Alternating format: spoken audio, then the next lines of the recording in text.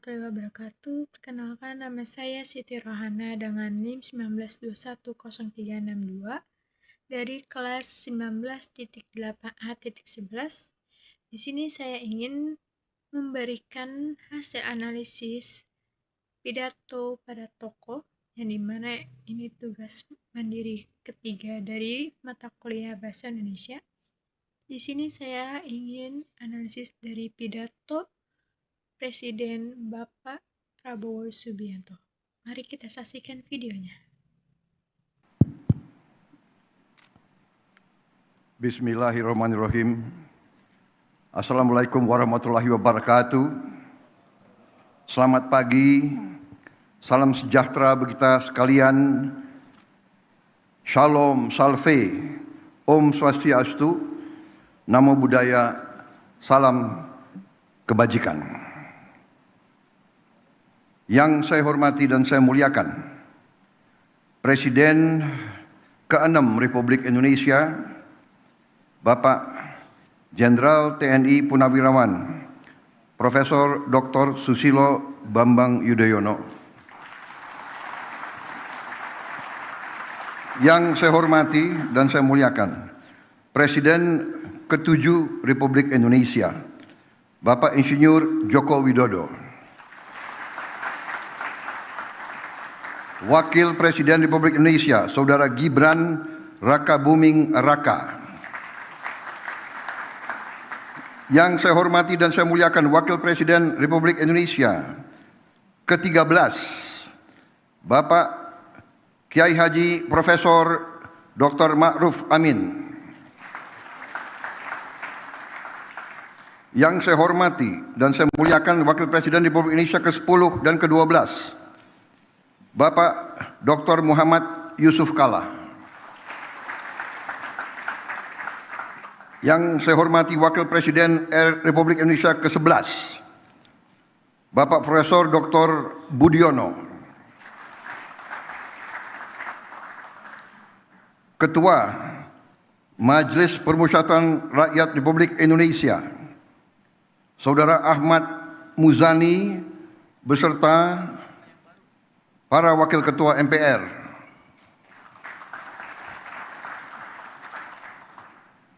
Yang saya hormati, Ketua Dewan Perwakilan Rakyat Republik Indonesia, Saudari Puan Maharani.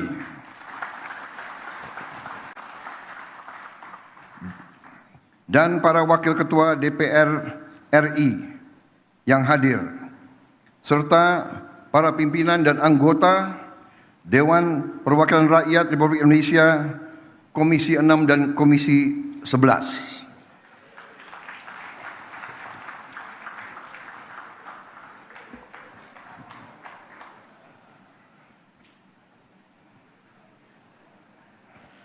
Tanpa mereka hari ini tidak akan terjadi. Terima kasih Ketua DPR dan semuanya.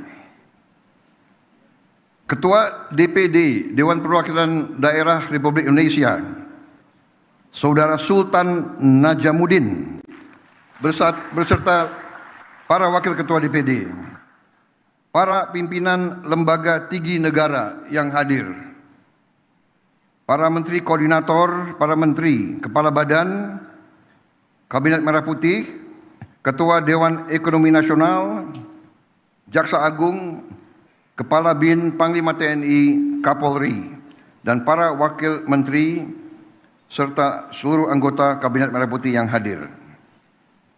Juga para Ketua Umum Partai Politik, Ketua Umum Partai Golongan Karya, Saudara Bahlil Lahadalia, Ketua Umum Partai Demokrat, Saudara Agus Harimurti Yudhoyono,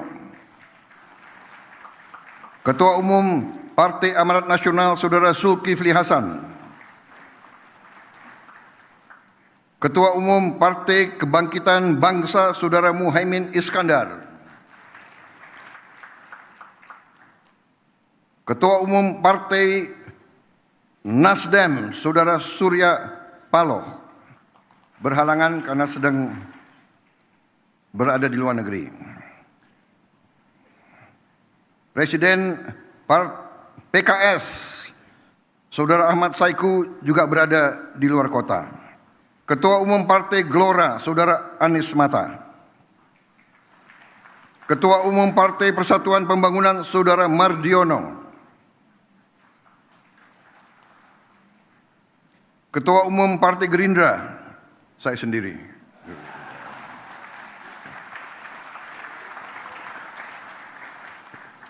Tapi hadir Ketua Harian dan Sekjen. Yang mewakili Partai Bulan Bintang, Partai Prima, Partai Garda Republik, dan Partai PDI Perjuangan.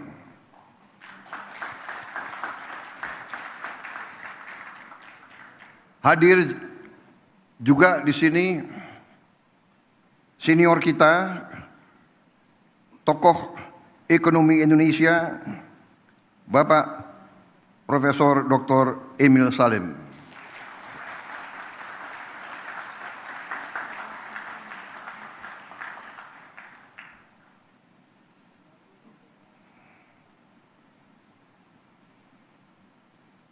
Yang saya hormati, para duta besar negara sahabat.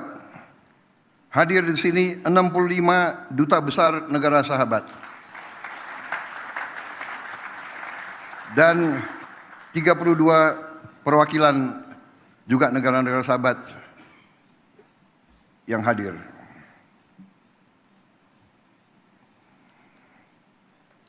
Saudara-saudara sekalian, para tamu yang saya hormati dan saudara-saudara sebangsa dan setanah air. Bulan Agustus ini, saya ulangi, saya juga hadir di sini. Maaf ini saya khilaf.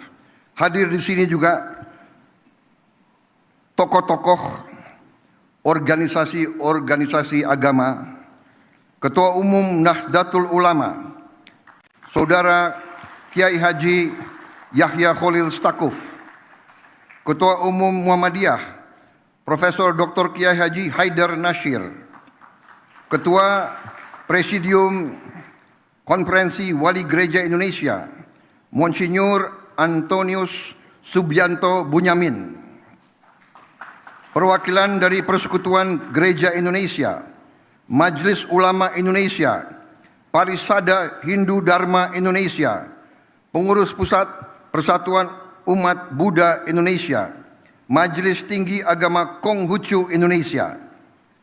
Hadir juga para ketua organisasi pengusaha.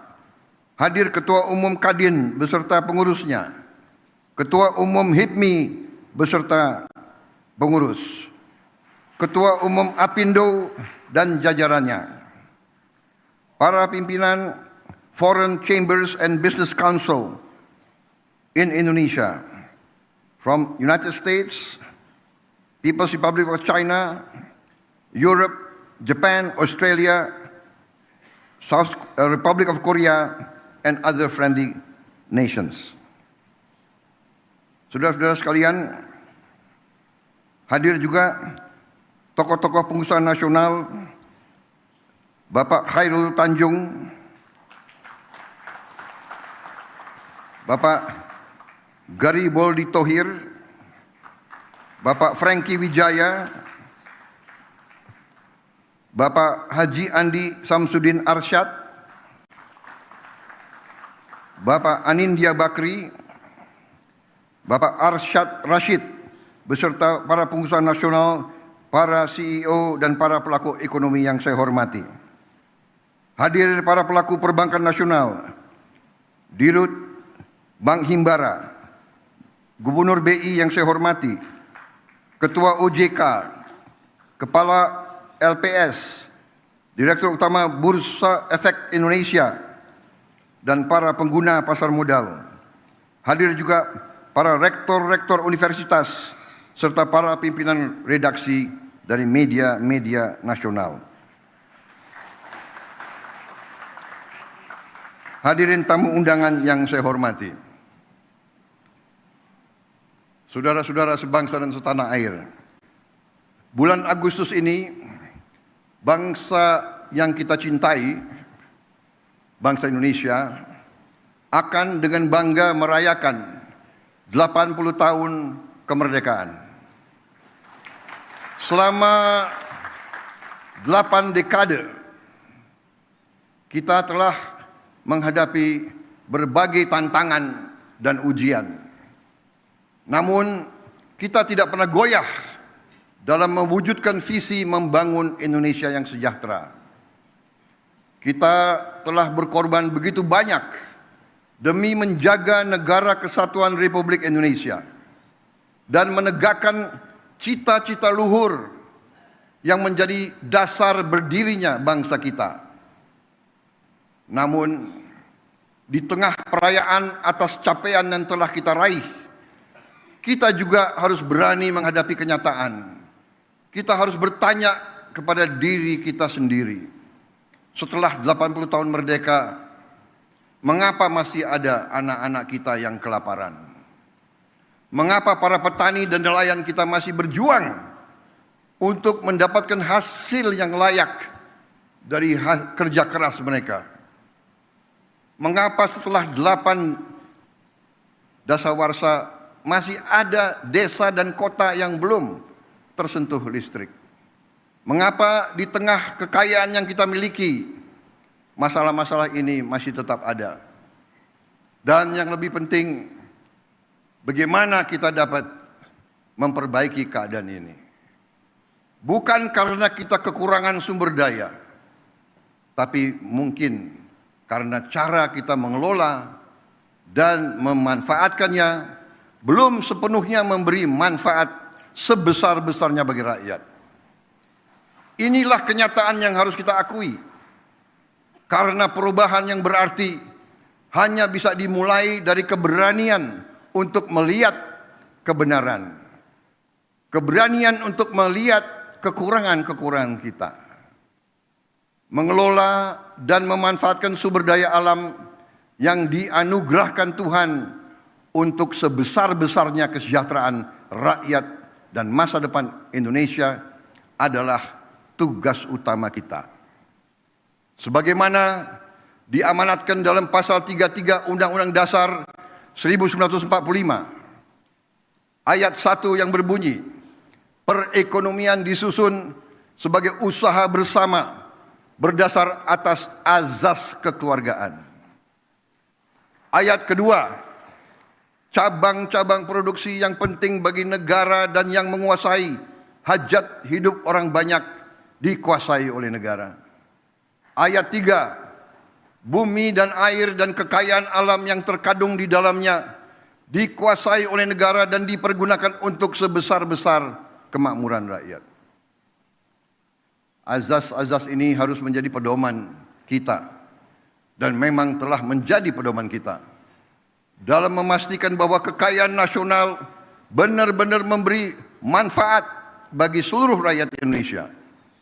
Azas-azas inilah yang membimbing pekerjaan saya dan menjadi dorongan utama bagi saya dalam menjalankan amanah konstitusional dengan dedikasi serta efektivitas yang setinggi-tingginya. Mengatasi tantangan-tantangan ini memerlukan respons yang berani dan strategis. Itulah sebabnya peluncuran Danantara Indonesia hari ini memiliki arti yang sangat penting.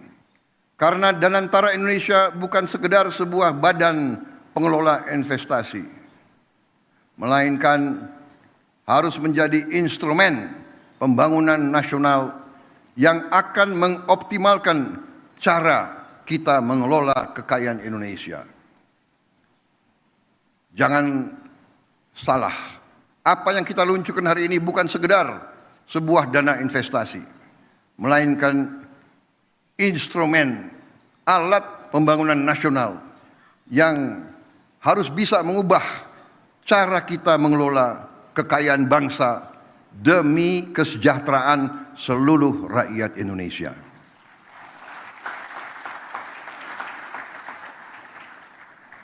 Kita telah membuktikan komitmen dalam mengelola kekayaan negara dengan disiplin keuangan yang ketat dan tata kelola yang bertanggung jawab. Dalam 100 hari pertama pemerintah yang saya pimpin, kami berhasil mengamankan lebih dari 300 triliun rupiah, hampir 20 miliar dolar dalam bentuk tabungan negara, dana yang sebelumnya terhambat oleh inefisiensi, korupsi, dan belanja-belanja yang kurang tepat sasaran. Kini dana tersebut akan dialokasikan untuk dikelola oleh Danantara Indonesia, diinvestasikan dalam 20 atau lebih proyek-proyek nasional sebagai bagian dari industrialisasi kita dan hilirisasi kita. Proyek-proyek yang berdampak tinggi yang akan menciptakan nilai tambah yang signifikan untuk bangsa kita. Menciptakan manfaat nyata, lapangan kerja yang bermutu, dan kemakmuran yang berjangka panjang bagi masyarakat Indonesia. Kita tidak mau lagi menjual sumber alam kita murah.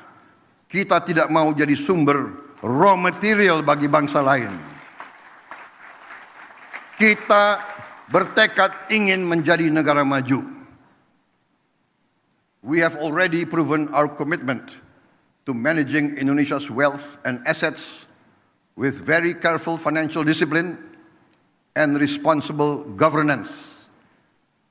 In our first 100 days, my administration secured over 20 billion US dollars in savings, funds that were once trapped in inefficiency, corruption, misallocation, but will now be channeled into 20 high-impact national projects, creating real long-term benefits for our people. Saya bersama pemerintah yang saya pimpin didukung oleh koalisi yang solid, bertekad keras untuk membangun suatu pemerintahan yang bersih, yang bebas dari korupsi.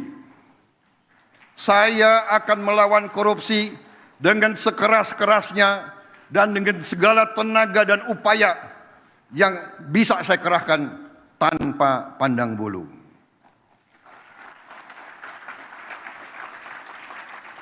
Prinsip yang sama akan menjadi fondasi dalam pengelolaan Danantara Indonesia. Visi untuk mengelola sumber daya nasional secara bijaksana bukanlah sesuatu yang baru. Tidak lama setelah kemerdekaan, para pendiri bangsa mendirikan Bank Industri Negara untuk membiayai sektor perkebunan, industri, pertambangan. Pendahulu-pendahulu kita telah lama investasi dalam sektor-sektor strategis. Presiden pertama kita mendirikan Institut Pertanian Bogor karena memandang pertanian sebagai sektor strategis. Bung Karno pernah mengatakan, "The stomach cannot wait." Kita tidak boleh mengizinkan kelaparan yang ada di Indonesia. Presiden kita pertama pun yang membesarkan Institut Teknologi Bandung, karena kita untuk merdeka, untuk sejahtera harus menguasai teknologi. Presiden kedua meneruskan pembangunan, dan semua presiden-presiden kita membawa kita sampai kita sekarang hari ini bisa meluncurkan Danantara Indonesia. Presiden Habibie, Presiden Abdurrahman Wahid, Presiden Megawati, Presiden Susilo Bambang Yudhoyono, Presiden Susilo Bambang Yudhoyono dan Presiden Joko Widodo semua telah memberi peran dan memberi sumbangan yang sangat besar bagi bangsa Indonesia. Dan sekarang jatuhlah kepada kami untuk mengamankan fondasi-fondasi yang telah dibangun dan untuk meneruskan mencapai cita-cita kita menjadi negara sejahtera, rakyat kita makmur, aman, dalam keadilan. Saudara-saudara sekalian, kini setelah hampir 80 tahun berlalu, tibalah generasi kita, pemerintah kita, untuk mewujudkan visi para pendiri dan pendahulu kita. Kita harus memastikan bahwa kekayaan Indonesia benar-benar bermanfaat dan dirasakan manfaatnya untuk kepentingan rakyat dan bisa meningkatkan tingkat penghasilan rakyat Indonesia. Saya memahami bahwa banyak pertanyaan tentang Danantara Indonesia. Mungkin ada yang ragu-ragu apakah ini bisa berhasil atau tidak. Hal ini adalah wajar karena inisiatif ini belum pernah ada sebelumnya. Namun hari ini seluruh rakyat Indonesia patut berbangga karena dengan total aset lebih dari 900 miliar dolar Amerika, Danantara Indonesia akan menjadi salah satu dana kekayaan atau sovereign wealth fund negara terbesar di dunia.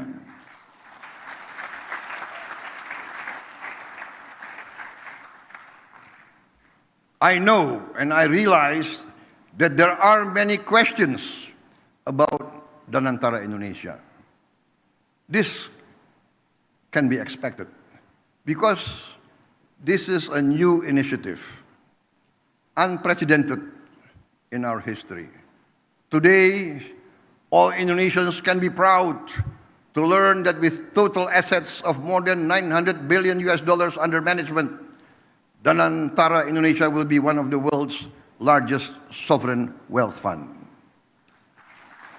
Danantara Indonesia adalah solusi strategis dan efisien dalam mengoptimalkan badan usaha milik negara. Kita tidak hanya akan menginvestasikan dividen BUMN ke industri-industri yang mendorong pertumbuhan jangka panjang, tapi juga akan mentransformasi BUMN kita menjadi pemimpin kelas dunia di sektor masing-masing. Perusahaan yang kompetitif, profesional, dan terintegrasi dalam ekonomi global. Kita ingin melihat lebih banyak BUMN Indonesia masuk dalam daftar Global Fortune 500. Membuktikan bahwa Indonesia bukan sekedar pengikut, tapi Indonesia juga dapat menjadi pelopor dan pemimpin dalam perekonomian dunia. Gelombang pertama investasi senilai 20 miliar dolar Amerika dalam kurang lebih 20 proyek strategis bernilai miliaran dolar akan difokus pada hilirisasi nikel, boksit, tembaga, pembangunan pusat data kecerdasan buatan, kilang minyak. Baik, dari yang kita lihat dari video pidato sebelumnya, dapat kita analisis bahwa pada struktur dan ragam bahasa yang digunakan oleh Bapak Presiden Prabowo Subianto, yaitu pidato diawali dengan salam pembuka, yang dimana ada Assalamualaikum dan dilanjutkan dengan penghormatan kepada pejabat dan tokoh penting yang hadir. Analisis yang saya dapatkan adalah pembukaan seperti ini sangat sesuai dengan kaidah pidato formal.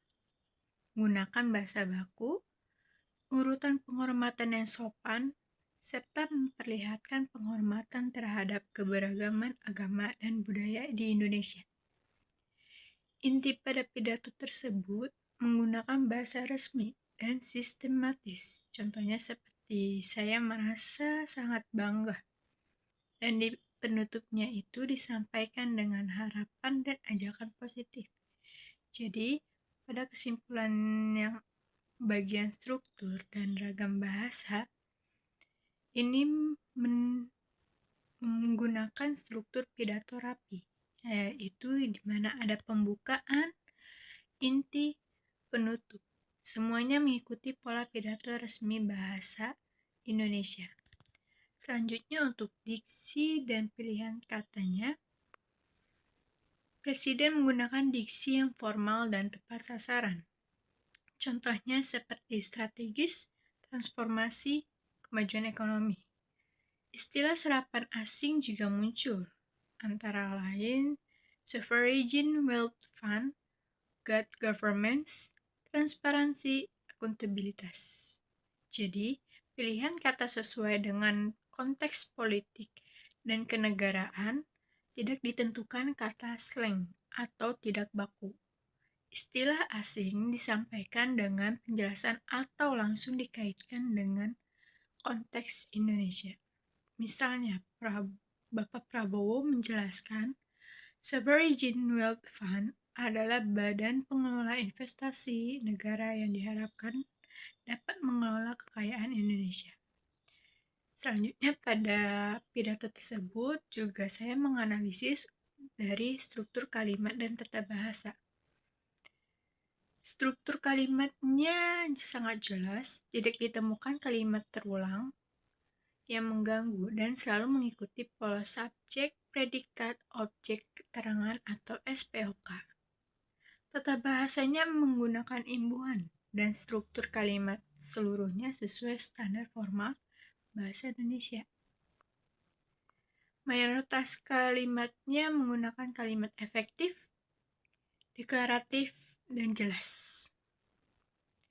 Selanjutnya untuk gaya bahasa dan retorika, pada pidato ini menggunakan gaya bahasa persuasif, motivatif, dan menunjukkan pengulangan dengan kata kunci kita harus jaga amanah, kita harus jaga kepercayaan, dan kita harus bekerja sungguh-sungguh. Ada juga untuk penguatan nilai kebangsaan, yaitu contohnya ini adalah titipan. Dan analisis yang saya lihat, pengulangan frasa, contohnya kita harus, dan penekanan pada amanah, kepercayaan untuk rakyat, memperkuat pesan utama serta membangun semangat kolektif. Selanjutnya pada kohesi dan koherensi. Pada pidato tersebut, tersusun sangat runtut antara bagian saling terhubung. Misalnya, setelah membahas potensi dan antra, Prabowo langsung menegaskan harapan dan tanggung jawab. Contohnya, saya ingin menekankan pentingnya transparansi dan akuntabilitas. Transisi antar bagian berjalan mulus. Tidak ada loncatan makna sehingga mudah diikuti oleh audiens. Untuk ejaan dan himbuhan dan keformalan, tidak ditemukannya kesalahan ejaan maupun imbuhan. Semua kata-kata digunakan sesuai dengan PUIB. Istilah asing yang dipakai juga langsung dijelaskan konteks dan artinya sehingga tidak membingungkan audiens. Untuk etika berbahasanya, pada pidato tersebut, pidato sangat menjunjung tinggi etika berbahasa, terlihat dari penghormatan kepada semua pihak, lalu pilihan kata yang santun, tidak ada unsur provokasi atau merendahkan pihak lain. Selanjutnya untuk pengucapan dan intonasinya, pengucapan Presiden Prabowo sangat jelas, intonasi tegas, dan selalu ada penekanan suara pada bagian penting. Untuk bahasa tubuhnya, dia menggunakan bahasa nonverbal dan mimik wajah serius namun sesekali tersenyum kepada audiens, serta gerakan tangan yang sederhana, semua menambah kesan wibawa dan ketulusan. Simpulan reflektifnya, pidato Presiden Prabowo Subianto pada peluncuran Danantra adalah contoh penerapan kaidah bahasa Indonesia yang sangat baik dalam forum kenegaraan.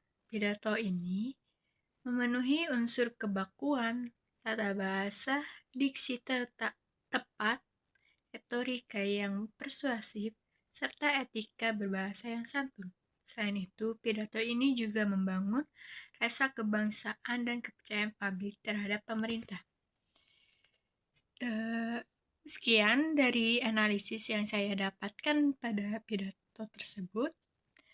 Jika ada kesalahan dalam penganalisis, mohon maaf, dan terima kasih sudah menonton video ini. Bye-bye.